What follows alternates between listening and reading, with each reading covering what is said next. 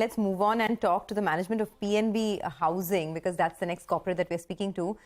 There's actually a sharp decline in yields which has hit the net interest income growth this quarter. We have Girish Kousgi, who's the MD and CEO of PNB Housing Finance, who's joining us now.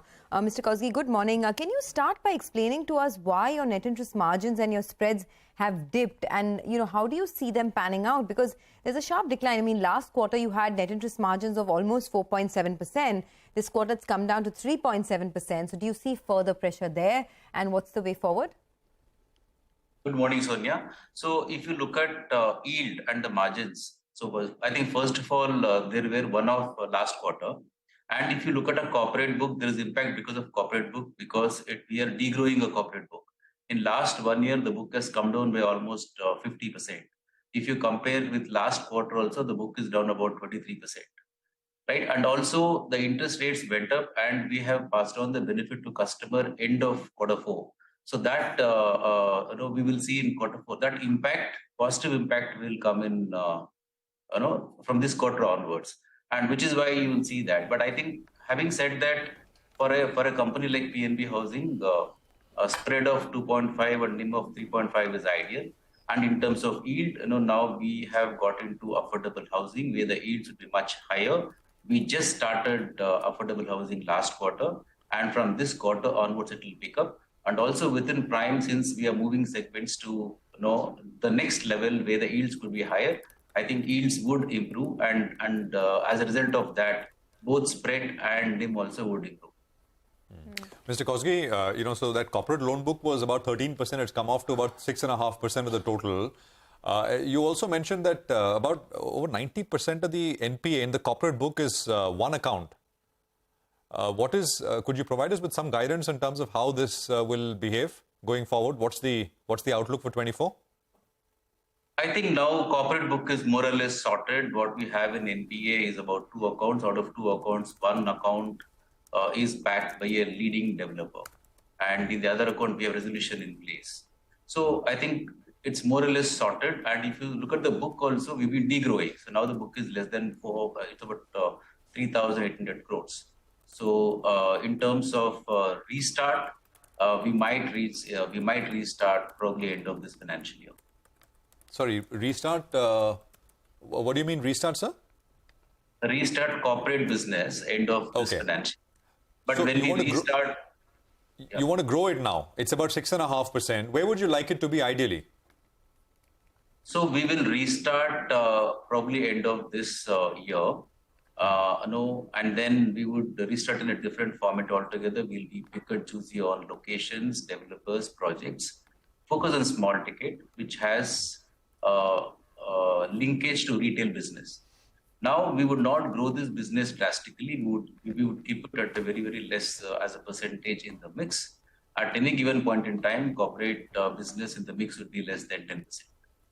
Okay, and currently it's about 6%, but you'll run it down and then expand it again.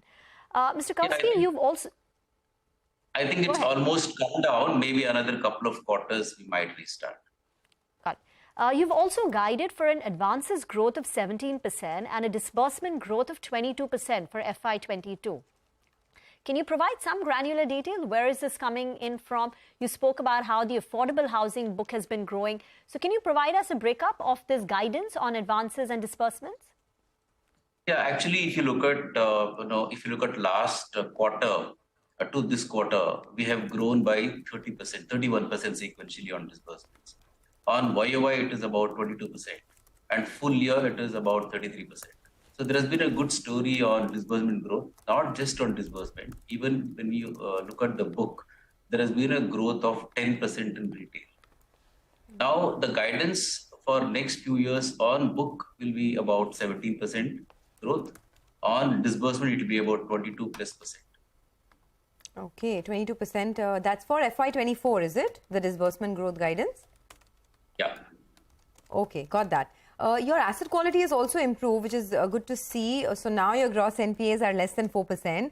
Are there any levers to improve asset quality further? Oh, definitely, yes. If you look at last 1 year, our GNPA has come down by more than 50%. And even if you look at retail, it has been coming down quarter on quarter. So in next 3 to 4 quarters time, I think we will be comparable with one of the best in the industry.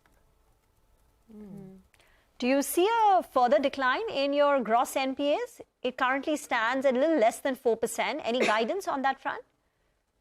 So there's no Number? guidance, but definitely yes, every quarter you will see that GNPA coming down because our collections would be far higher than the flow. Oh.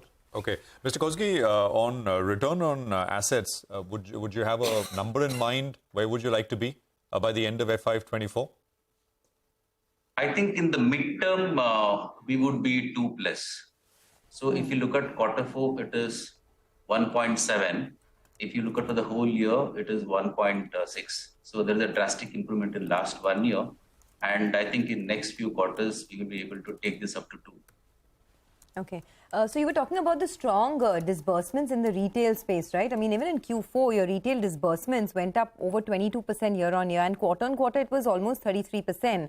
I'm reading from a brokerage report that expects a 15% compounded growth rate in the AUM over the next 2 years, and that will be led both by the affordable housing segment as well as the luxury segment. Given that you have this intention to achieve the 75-25 mix between prime and affordable segment, is this a realistic target, a 15% compounded growth rate in AUM over FY23 to 25? In terms of growth, as I mentioned, for next few years, we'll be growing at about 17% on book. Now, in terms of mix, our mix should be ideally 25% affordable, but that will take time. So if you have to look at this year, affordable would be about 10 to 11% of incremental disbursements. All right, we'll leave it at that. Thanks a lot for joining us and appreciate your thoughts. That's PNB Housing Finance. The stock is under pressure.